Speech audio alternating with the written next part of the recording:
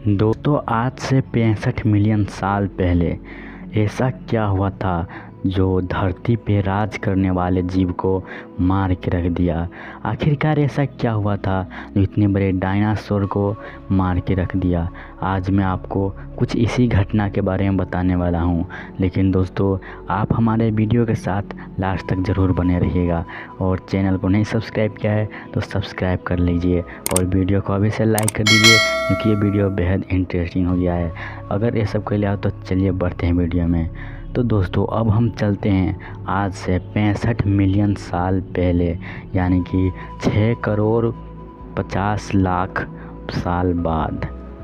दोस्तों, इस टाइम पे वो दिन आज के दिन जैसा नहीं था, बल्कि उस दिन में और आज के दिन में बहुत से अंतर थे, क्योंकि वो दिन सब दिन से बहुत अलग था और बेहद शांति बना था। क्योंकि दोस्तों, वो कहते हैं ना, तूफान आने की पहले की शांति होती है, और इसी तरह उस दिन में शांति बना था।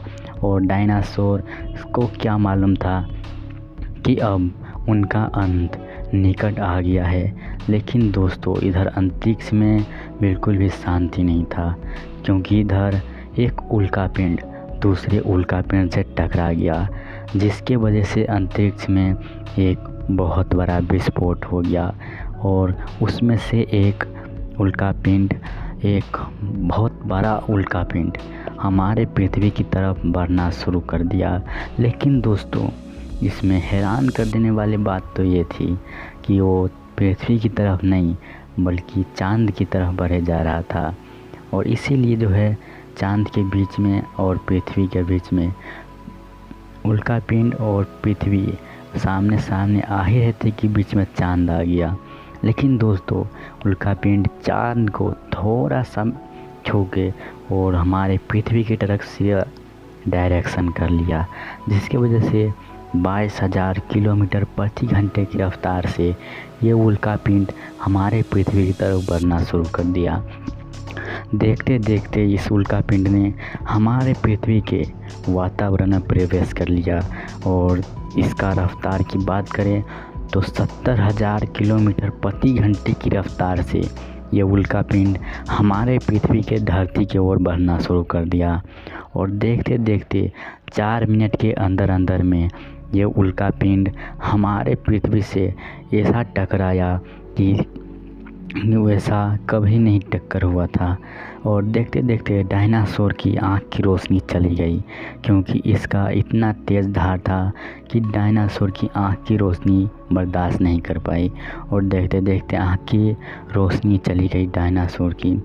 इस उल्कापिंड के टकराते ही एक बहुत बड़ा धमाका हो गया, और इसके दूर दूर तक पूरा गड्ढा हो गया। केवल मैं बताऊं तो आपको, इसके उल्कापिंड टकराने की वजह से 8,000 मीटर तक इसके गड्ढा हो गया, जिसकी वजह से इनके दायरे में जो भी डायनासोर आ रहे थे उन सब का मौत हो गया। और ये आग एकदम रफ्तार पकड़ लिया, उसके 10,000 किलोमीटर प्रति घंटे की रफ्तार से इस आग ने चारों पृथ्वी की ओर बढ़ना शुरू कर दिया, और सभी डायनासोर के मौत का समय भी आ गया था।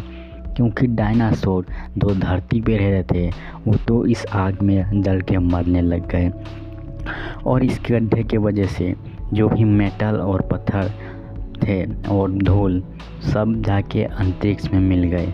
लेकिन मिट्टी अंतरिक्ष में नहीं मिला, बादल बन के, हमारे वातावरण के बादल बन के पूरा पृथ्वी के चारों ओर फैल गया, जिसकी वजह से सूर्य की रोशनी भी हमारे पृथ्वी पर पड़ नहीं सका। जिसके वजह से हुआ क्या कि हमारे पृथ्वी की ओर चारों ओर अंधेरा फैल गया, और वो भी डायनासोर आसमान में उड़ रहे थे, अब उनका भी अंत आ गया था दोस्तों। लेकिन इस टकराने की वजह से हमारे पृथ्वी के अंदर बेहद झटकेदार भूकंप बनना शुरू हो गया, जिसकी वजह से समुद्र में सुनामी आ गया। जो भी उससे दायरे में दूर था वो सुनामी की वजह से बहकर मर गया। इतने बड़ा बड़ा लहर बन रहा था कि कोई भी जीव बच नहीं सका। लेकिन दोस्तों, ये तो अभी खतरा का शुरुआत ही था, क्योंकि इस भूकंप की वजह से जो भी दबे हुए लावा थे वो भी अब फट फटना शुरू हो गया और देखते देखते सभी लावा फटना स्टार्ट कर दिया और देखते देखते पूरी पृथ्वी पे तबाही मच गई और जो भी डायनासोर बचे थे उस सभी प्रजाति का अंत हो गया और इसी तरह डायनासोर का अंत हो गया। लेकिन दोस्तों अभी भी कोई जीव था वो बचा था और वह है डायनासोर की कोई एक प्रजाति जो हवा में उड़ सकता था। लेकिन दोस्तों मैंने आपको बताया था कि उल्का पिंड के टकराते समय मिट्टी और मेटल जो अंतरिक्ष में गए थे वो अब पूरा आग के गोले बनकर हमारे पृथ्वी पे बरसना लग गया। और अजीब बात तो ये थी कि उस मिट्टी के बादल की वजह से जो भी अब डायनासोर के प्रजाति हवा में उड़ सकते थे उनको अब दिखाई देना बंद हो गया और इसी तरह डायनासोर की इस प्रजाति का भी अंत होने लग गया। और जो उस बादल की वजह से हमारे पृथ्वी पर इतना भूकंप हुआ और इतना तबाही मचा, लेकिन इस डायनासोर का भी अंत हो गया और हमारे पृथ्वी पर चारों ओर उस मिट्टी की वजह से तूफान आना शुरू कर दिया और देखते देखते पूरे डायनासोर की प्रजाति जल के भस्म हो गया और सभी डायनासोर का अंत अब हो ही गया। लेकिन दोस्तों एक बात मैं आपको बता दूं कि अभी भी कुछ डायनासोर की प्रजाति थे बचे, लेकिन दोस्तों वो बहुत छोटे कद के थे और वो डायनासोर कि बच्चे थे। लेकिन दोस्तों उस बच्चे ने भी भूख के मारे अपना प्राण त्याग दिया। लेकिन दोस्तों अभी एक जीव और बचे थे जो भी डायनासोर के अलावा थे, लेकिन डायनासोर की वो प्रजाति नहीं थे और वो जीव है कौन मैं आपको बताऊंगा दोस्तों।